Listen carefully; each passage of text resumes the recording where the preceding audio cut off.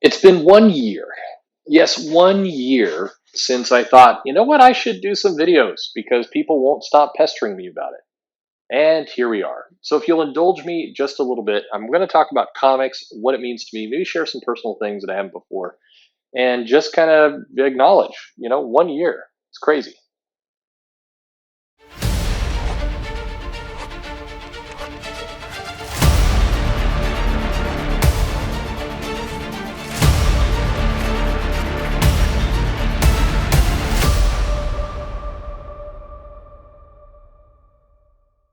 Hey everybody, this is Perch. Um, Boy, what a year it's been. 1 year ago, I was creating kind of the first here's what I want to do with this channel video, and I was walking on a kind of damp. The rain kept kind of falling on the phone in a wet and dreary Redmond. My kids were doing a kind of a Boy Scout, Girl Scout kind of event where they were racing soapbox cars, and I was, of course, not being a good parent and was outside. No, I couldn't be inside at that moment while they were getting things pulled together.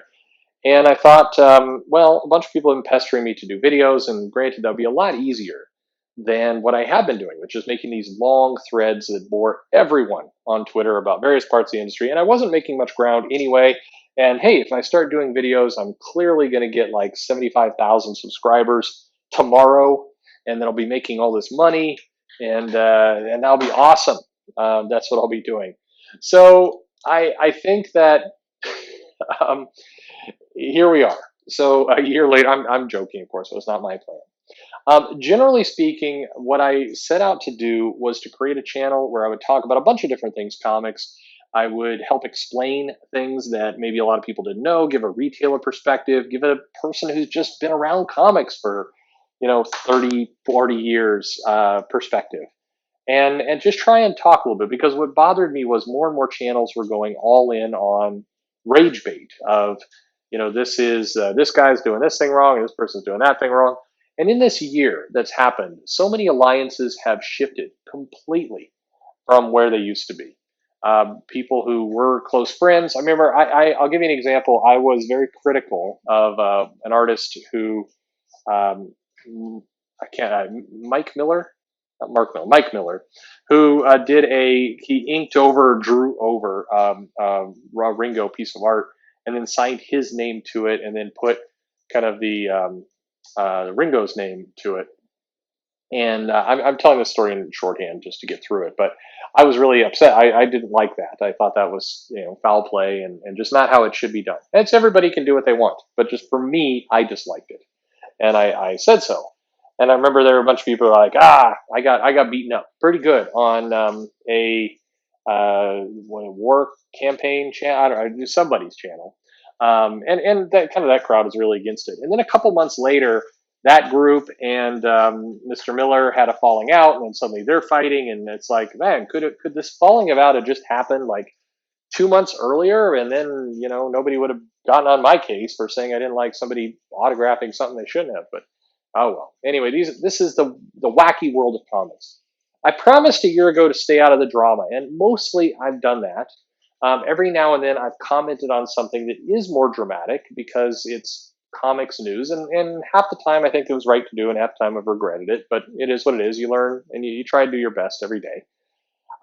And an unexpected thing happened was, this became my companion while I was driving in a car on these long commutes. You all virtually became my friends that I could talk to, kind of this one-sided conversation, but then you'd leave comments, and it became a good thing. So to that, I just have nothing but thanks for all of you. Of course, what I'd also spent much of the year talking about how no, the comic industry was not collapsing, only for, in the last month, the comic industry to collapse. Of course, it's collapsing in ways that were not what we expected. Nobody predicted this, certainly not a year ago, but here we are. And so now we face a new year. We face, going on, starting year 2 of this channel. And I think what is going to happen and what needs to happen is that I and others need to get a lot more prescriptive and a lot more encouraging around new ideas, around ways that comics can grow, because it is in now our hands to save. not save like the entire comic industry is going all to hell and, whatever SJWs or ASJWs, or wait, that's just, I don't know, whatever. But both sides of this army are going to destroy it. No, that's not what we're going with. What we're talking about is we are in an inflection point where comics absolutely are going to be here 5 years from now, but they're going to be here in a radically different form. They're not going to be the same as they were. And so it's our responsibility, us right now listening, for how we're going to make this work, how we're going to, guide this future. If not us, somebody will. So my message here is that comics are going to continue. They are going to grow, but they are definitely at a point where they cannot be the way they've been. There are definitely going to be changes to district. Not huge changes. Spider-Man is still going to be popular. Batman is still going to be popular. Marvel and DC are going to still crank out comics, and they're going to be popular.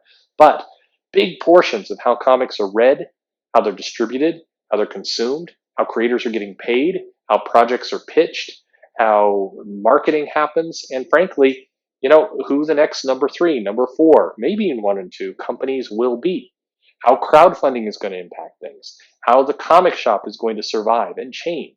Somebody's going to be making those decisions. It's not just going to wither and die.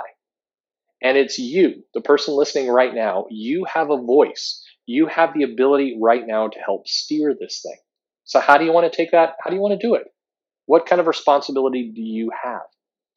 I am a guy. Many have told me this many times that I say sorry too much and I apologize too much and I take more responsibility and more blame than I should. And by the way, you might not be surprised to learn that I do in my personal life too. I am a guy who, if I agree to do something, if I say I'm going to do it, even if it comes at a great personal cost, I'm going to get it done. This is something that my wife loves and infuriates her at the same time. It's part of my core personality. And I'll use the old card. I'm too old to change now. Well, that's not true. You're never too old to change. But I like that part of my personality, even though sometimes it's great, sometimes it's not. I'm a guy who's going to go down fighting every time. I don't do everything perfect, any far from it. But that's where we all live now. We live in a place where, if we want to, we can impact this business. We can change it. We can move it. We can make it better, or we can tear it down. We can light it on fire. We can attack it. We can attack people. We can get off and be entertained by making memes. Memes are fun. I'm not bagging on memes. I'm just saying, and I'm not. The point here is we can do good. We can do bad. It's in our hands. And the way the industry is right now, we have the ability to dramatically shape what comes next. All of us. So for the next year, I'm going to be talking a lot more about that. How are we going to shape things? I've got a ton of videos queued up. The videos go on until June. As soon as I have things organized, I'm going to cram them in, release 2 to 3 videos a day just to get through the backlog, because we need to get to the new stuff. And some of the backlog is still, all of it is great, valuable content. You should listen to every second of it. But there is work to be done here. As a reader, as a creator, as a fan, as a publisher, as a distributor, there's work to be done here. And rarely in life do you have the opportunity to truly shape something. I've got 2 daughters. You probably heard them on videos. To everybody who's watched those videos, left a comment, hit a like, you just need to know you're bringing a huge smile to their face. And that's a great gift. Again, I have nothing but thanks for all of you. For people like Brian Edward Hill, Brett Booth, some others that I'm still either waiting to get comment on or waiting to get the second part of the interview done so I can release it, a huge load of thanks to you. Brian Edward Hill took a chance on me early on in this channel, gave some amazing comments, meant the world to me, had a wonderful, nice, relaxing conversation with him. He's a great guy. Brett Booth, I didn't expect to enjoy that conversation as much as I did. I didn't think it was going to be bad. It was a good conversation. I learned things. And this is a guy I've been following for 30 years, close to 30 years. And I learned new things. And that's amazing to me. So I've been really blessed by all of you.